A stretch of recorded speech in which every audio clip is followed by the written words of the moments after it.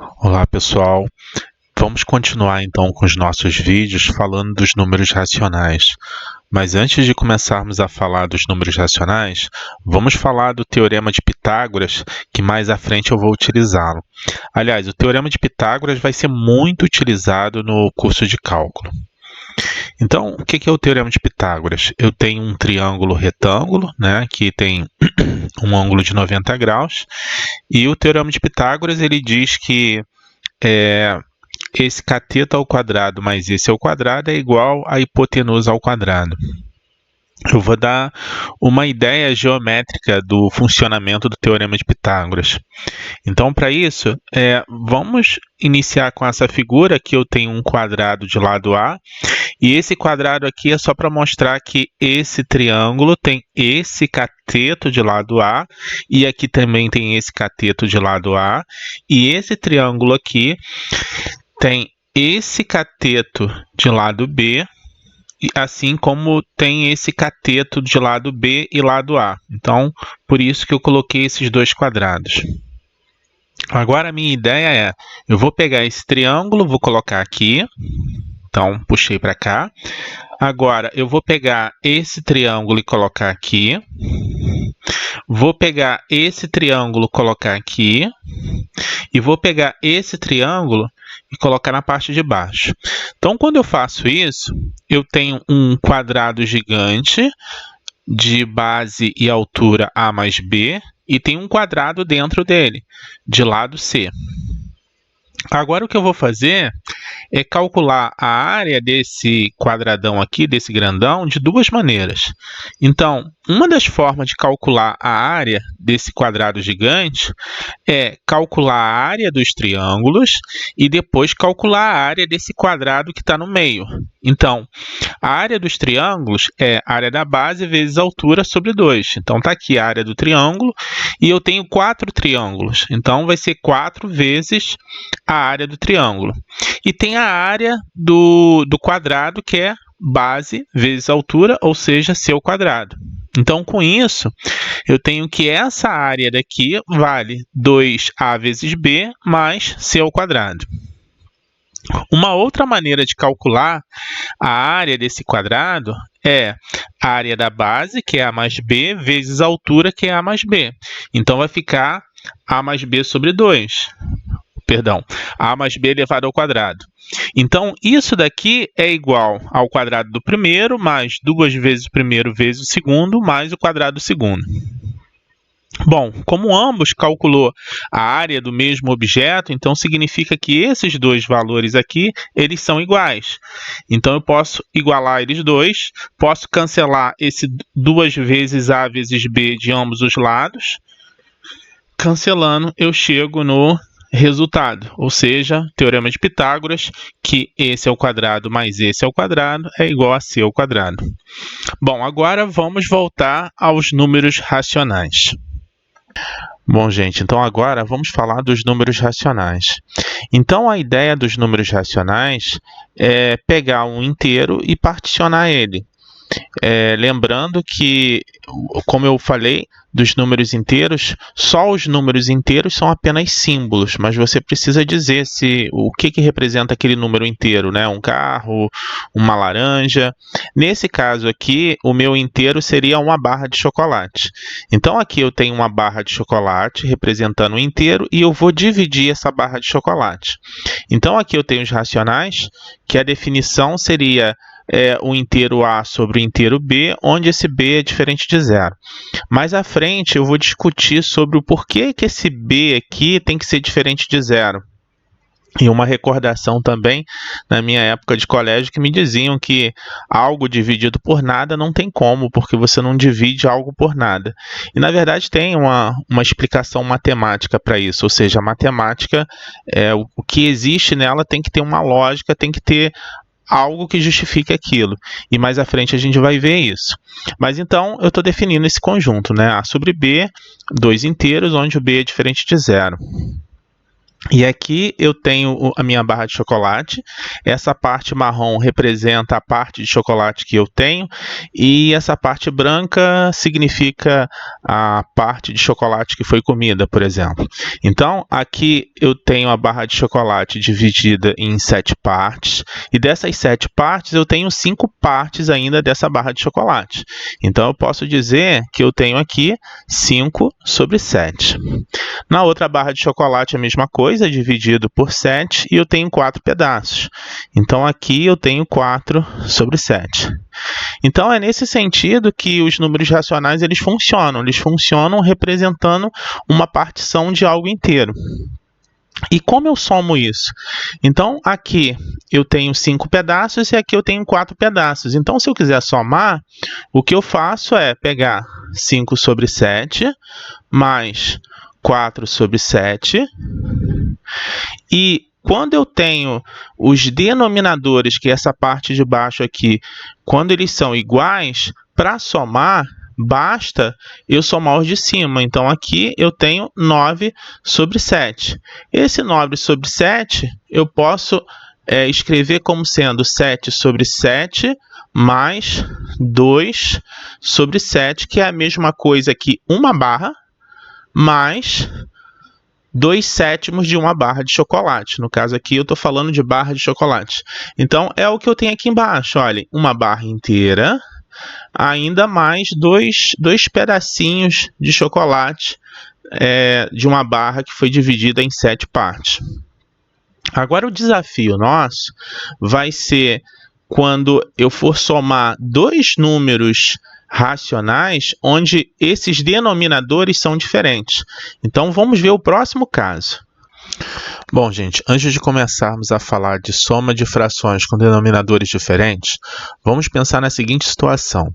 Aqui eu tenho 4/6 dessa barra de chocolate e a pergunta que eu faço a vocês é: se eu pegar esse 4/6 e multiplicar em cima e embaixo por 2, será que eu altero a quantidade de chocolate? Pensem um pouco e eu vou dar a resposta. Bom, então observem que isso daqui é a mesma coisa que 8 sobre 12. Então, quando eu olho apenas o numerador, eu observo que eu tenho o dobro de pedaços, né? Aqui eu tenho 4 e aqui eu tenho 8. Só que como eu multipliquei também embaixo por 2, então significa que cada um desses pedacinhos aqui, eles foram divididos por 2. Ou seja, eu tenho 8 pedaços, só que cada um desses pedaços é a metade desse pedaço aqui. Então, apesar de eu ter mais pedaços, esses pedaços são menores. E quando eu vejo a quantidade que eu tenho aqui, observe que é a mesma quantidade, ou seja, eu não alterei em nada. Então, quando eu multiplico em cima e embaixo pelo mesmo número, eu não altero a minha fração.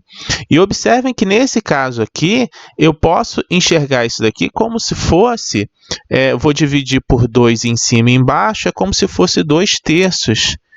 E eu enxergo isso, ó. Se eu enxergar isso daqui como um pedaço, esse daqui como um pedaço e esse daqui como um pedaço, eu vou ter 2 pedaços de 3 pedaços.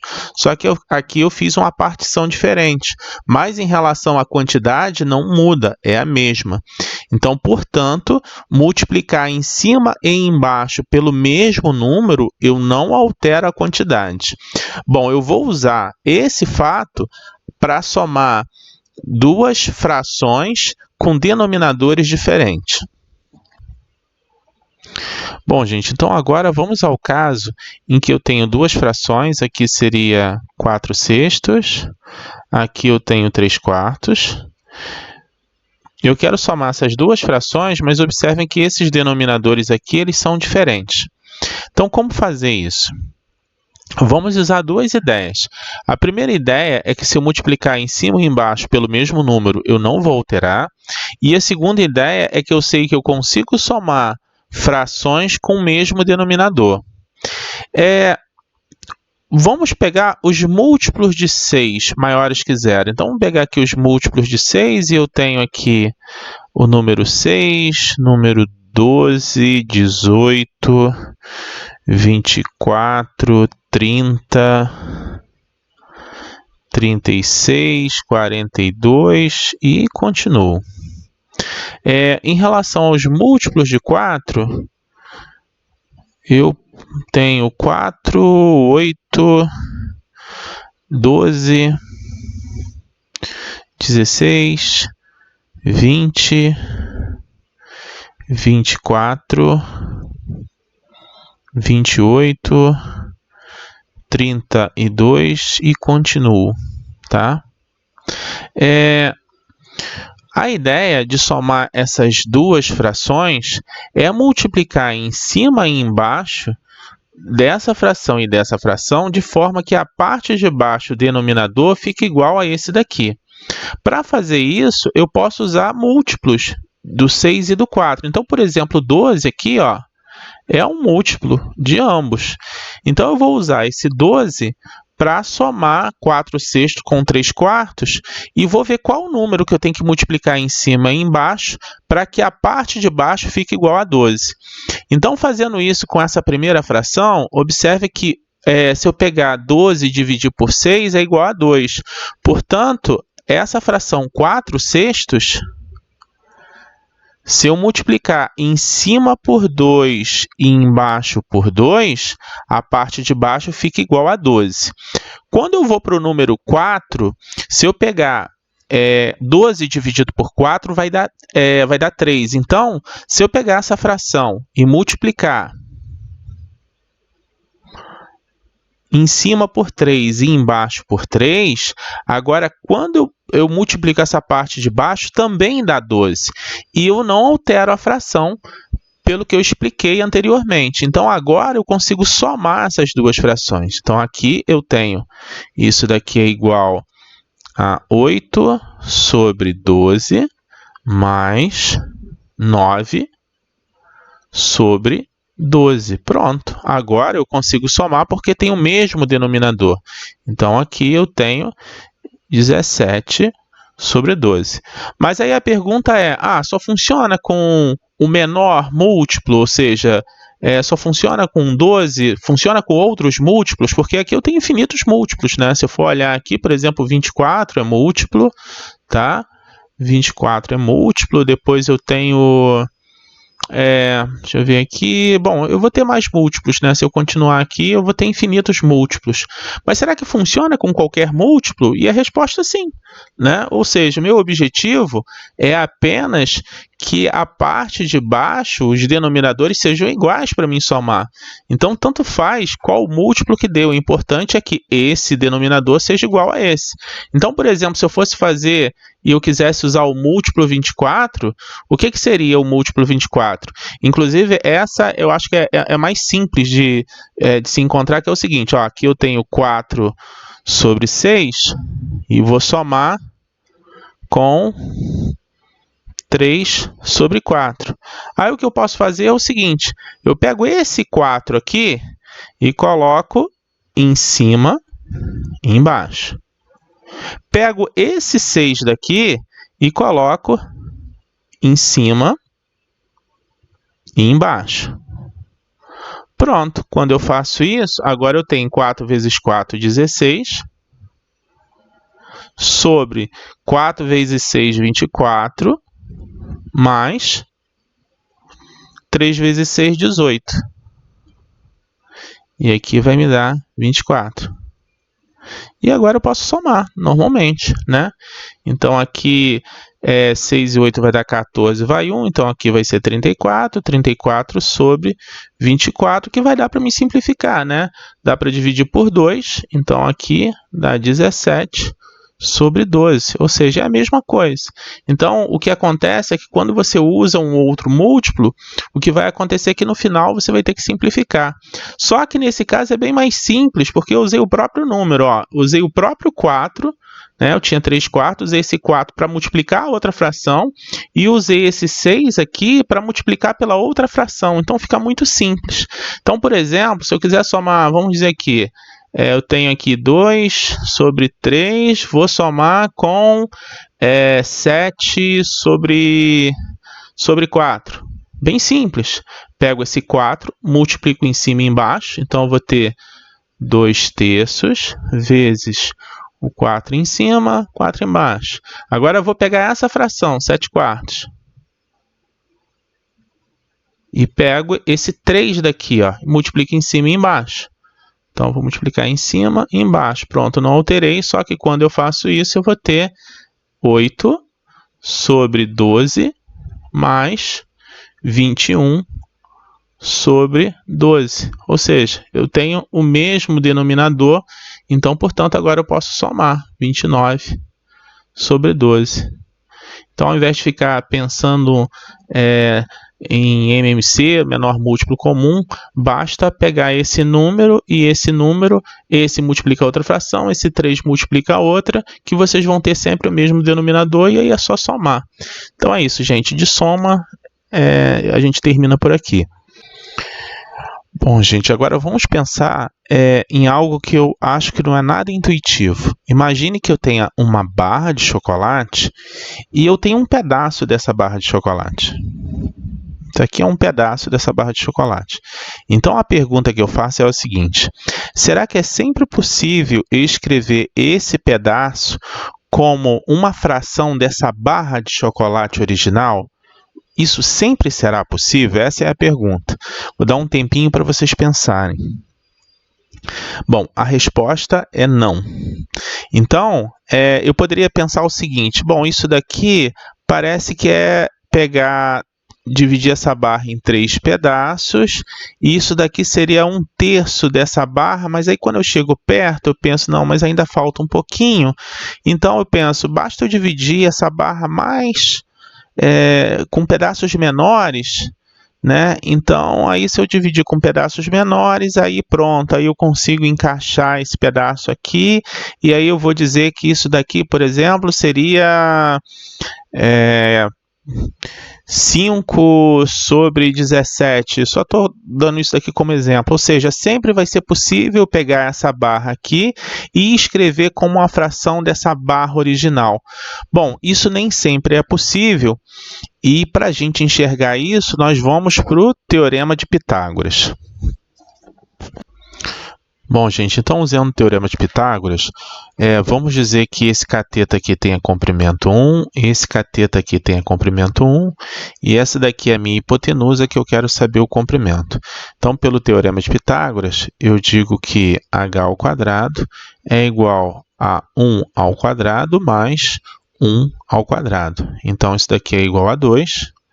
Então, portanto, o comprimento do h é igual a raiz de 2. Esse é o comprimento. Agora a pergunta é, esse raiz de 2, será que eu consigo escrever ele da forma como uma fração? Ou seja, raiz de 2, será que é igual a um a sobre b? Será que eu consigo fazer isso? E a resposta é não. E vamos mostrar isso.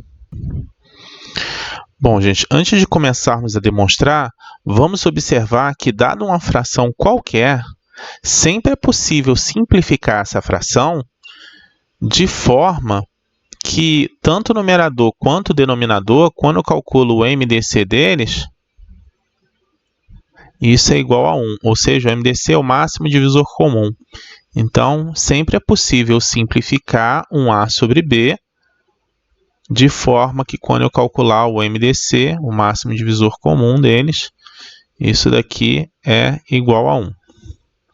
Bom, dito isso, vamos supor, por absurdo, que o raiz de 2 ele pode ser escrito como uma fração A sobre B, onde o MDC entre A e B seja igual a 1. Então, isso daqui é demonstração por absurdo.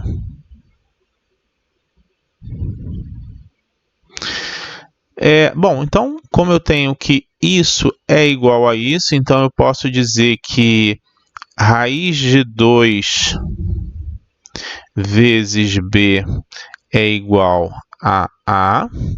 Posso elevar ambos ao quadrado, e com isso eu tenho que 2b ao quadrado é igual a A ao quadrado. Bom, com isso eu tenho que a ao quadrado, ele é um número par. Nós já demonstramos que se eu tenho um número inteiro onde ele ao quadrado é par, então significa que o meu a é par. E se meu a é par, eu posso escrever ele da forma 2k. Então, eu tenho agora que 2b ao quadrado é igual ao meu a ao quadrado, que seria 4k ao quadrado. Eu posso simplificar, então eu vou ter que b ao quadrado vai ser igual a 2 vezes k ao quadrado. Só que eu caio na mesma questão. Eu tenho que k é inteiro, ao quadrado é inteiro, 2 vezes o número inteiro, significa que isso daqui é par, portanto, b ao quadrado é par e b é um número inteiro, então significa, como nós já demonstramos, que b também é par, ou seja, b seria 2 vezes um número inteiro, vamos chamar isso daqui de um k', então b é par. Só que isso dá uma contradição, por quê? Eu assumi que não tinha mais como simplificar o a sobre b, mas agora eu consigo simplificar, porque eu teria que o a vale 2k e o b vale 2k', e aqui simplifica, mas aqui eu assumi que o máximo divisor comum é igual a 1 e não 2. Então, isso daqui dá uma contradição, então, portanto, isso não pode acontecer, ou seja, o raiz de 2 ele não faz parte desse conjunto. E aí eu vou dar um nome para esse conjunto. Esse novo conjunto eu vou chamar de irracional, ou seja, os números irracionais, a partir de agora, têm esse elemento. Bom, vamos mostrar que, na verdade, não tem apenas esse elemento, tem muitos outros elementos. Bom, gente, então eu quero provar que eu tenho muito mais elementos do que apenas o raiz de 2. Mas para fazer isso, primeiro eu quero mostrar como eu posso escrever uma fração em forma decimal, ou seja, escrever uma fração como sendo um inteiro, vírgula, um outro inteiro e assim vai, tá? Então, como exemplo, vamos pegar a fração 22 sobre 7 e vamos ver como eu posso escrever isso de maneira decimal. Então, aqui eu tenho 22 dividido por 7. Então, aqui eu tenho que isso dá 3. 3 vezes 7, 21. Dá resto 1. Acrescento 0, coloca vírgula. Aqui dá 1.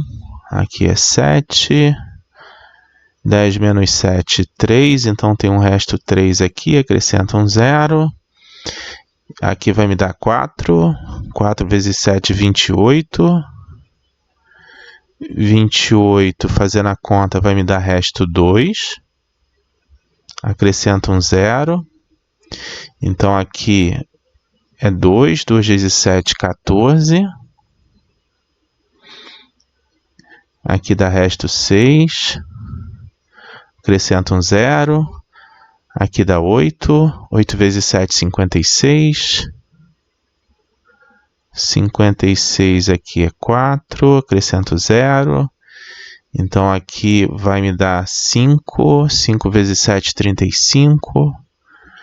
35, 40 menos 35 dá resto 5. Acrescento um 0. Aqui vai dar 7. 7 vezes 7 dá 49. 49. E aqui resto 1. E agora a pergunta, e aí, eu continuo? Isso daqui vai ficar infinitamente? O que vai acontecer? Bom, observe o seguinte, que agora o resto se repetiu. Olhem, aqui eu comecei com resto 1 e esse resto se repetiu. Como o resto se repetiu, significa que todos esses números aqui agora vão se repetir, ou seja, sem precisar fazer conta, eu sei que aqui vai me dar depois 1, depois 4, 2, 8, 5, 7, e aí vai se repetindo, ou seja, eu posso escrever essa fração como sendo 3,142 8, 5, 7, e vou colocar uma barrinha aqui para representar que isso daqui vai se repetindo. Bom, uma observação que eu quero fazer aqui é o seguinte: o resto, as únicas possibilidades para o resto são 0, 1, 2, 3, 4, 5, 6. Por quê? O resto tem que ser sempre menor do que esse número. Então, portanto, esse conjunto de restos aqui é limitado. Ou seja, eu tenho apenas duas possibilidades. Ou, quando eu estiver fazendo a conta, eu vou chegar no resto 0 e acabou a conta. Ou, eu vou colocando restos e restos, vai chegar uma hora que o resto vai se repetir. E aí eu vou cair numa dízima. Então, quando eu chegar com resto igual a 0, significa que eu vou chegar numa divisão exata e acabou. E quando eu não chegar num resto igual a 0, ou seja, eu tenho sempre um resto diferente de 0, vai chegar uma hora que esse resto vai se repetir e aí eu vou cair numa dízima periódica.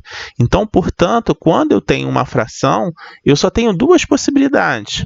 Ou a divisão é exata ou vai cair numa dízima. Vamos pegar um outro exemplo em que o resto agora é 0. Vamos agora analisar a fração 5 sobre 4. Então, a representação decimal, eu tenho aqui 5 dividido por 4. Então, aqui vai me dar 1. 4 vezes 1, 4. Dá resto 1. Colocando 0 aqui, vírgula. Então, isso daqui é igual. Coloca 2. 2 vezes 4, 8. 8. Resto 2. Acrescenta um 0. Coloco aqui 5, 5 vezes 4, 20. 20 menos 20, resto 0 e acabou. Então, portanto, 5 sobre 4 eu posso escrever como sendo 1,25. Então, agora a pergunta é o seguinte: qual a probabilidade, de eu pegar... Imagine que eu pegue um dado com 10 faces, tá? Então, eu pego um dado com 10 faces e vou jogar esse dado. E aí eu pergunto a vocês, qual é a probabilidade que nesse dado, eu tenho aqui, digamos aqui, um primeiro número, e depois, quando eu jogar o dado, ou ele sempre vai me dar a mesma sequência de números, ou esse dado com 10 faces, ele vai me dar uma sequência de números e depois sempre 0. Qual é a probabilidade disso acontecer? Então, observe que a probabilidade é basicamente 0, Você ficar jogando um dado infinitamente e depois, a partir de um ponto, ele sempre dá 0, é a probabilidade 0 disso acontecer. Ou, se eu pegar um dado que sempre dá a mesma sequência de números quando eu jogar esse dado, também é a probabilidade 0. Ou seja, o que eu quero dizer com isso é que existem muito mais irracionais do que racionais.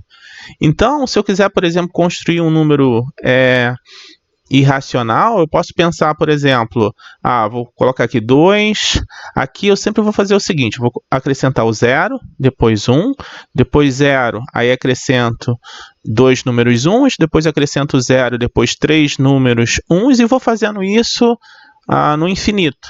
Ou seja, nunca isso daqui vai se repetir, nunca vai parar, logo eu acabei de construir um número irracional. Bom, eu vou representar o conjunto dos irracionais com a letra I. Existem alguns racionais que são bem conhecidos, por exemplo, raiz de 2, raiz de 3, raiz de 5, π. Esse número aqui que nós vamos falar sobre ele mais tarde, que esse Ezinho aqui. Então, esses são alguns números irracionais conhecidos, mas existem muito mais números irracionais do que racionais. Bom, gente, agora vamos a uma curiosidade que, como eu defini aqui o meu conjunto, né, esse b ele sempre tem que ser diferente de zero. Mas vamos entender isso. Então, por exemplo, se eu tenho aqui 4 sobre 2, isso daqui é igual a 2. Ou seja, isso significa que 4 é a mesma coisa que 2 vezes 2. Agora, vamos pensar se eu tenho 4 sobre 0. Aí eu vou escrever que isso é igual a um número. Vamos supor que eu coloque que é o número 1. Então, aí eu vou ter que 4 seria igual a 1 vezes 0, mais 1 vezes 0 é 0. Então, isso daqui está errado. Aí eu penso, eu coloquei 1, talvez seja um outro número. Na verdade, não. Qualquer número que eu coloque aqui, vou colocar aqui um k qualquer, quando eu passo 0, eu vou ter sempre isso. 4 é igual a 1k vezes 0, que vai dar 0. Ou seja, essa igualdade aqui não é possível. Aí vocês podem pensar, ok, mas o problema aqui é que eu estou colocando 4. Mas, no caso, 0 sobre 0 não dá esse problema. Ok. Então, 0 sobre 0 seria igual a quanto? Vamos colocar que é 0. E vamos verificar que 0 é igual a 0 vezes 0. Poxa, é verdade. Funcionou. 0 vezes 0 é 0. Funciona. Poxa, mas é só esse número que funciona? Então, vamos colocar 0 sobre 0 igual a 1. Será que funciona? E aí, fazendo a conta, eu vejo que isso daqui é a mesma coisa que 0 vezes 1. Se eu multiplicar 0 vezes 1, 0. Ou seja, funciona, é igual. E qualquer número que eu coloque vai funcionar. Então, se eu colocar aqui um número k qualquer, quando eu fizer isso daqui, também funciona. Então, k vezes 0 é 0, né? Ou seja, tudo está funcionando. Então, qual o problema desse daqui? O problema de você pegar 0 sobre 0, que ao contrário do 4 sobre 2, que eu tenho apenas esse número para representar essa fração, o 0 sobre 0, eu tenho infinitos elementos que eu poderia representar. Ou seja, nesse caso aqui, está faltando a unicidade. Então, por isso que eu não posso colocar 0 sobre 0. Então, daí que eu não posso dividir o número por 0, por causa desses problemas que eu citei. E para finalizar esse vídeo, gente, eu tenho agora que o conjunto dos números reais vai ser o conjunto dos números racionais união ao conjunto dos números irracionais. Então, esse conjunto aqui que vai ser o conjunto dos números reais. Bom, gente, eu agradeço a vocês por estarem assistindo o vídeo e até o próximo vídeo.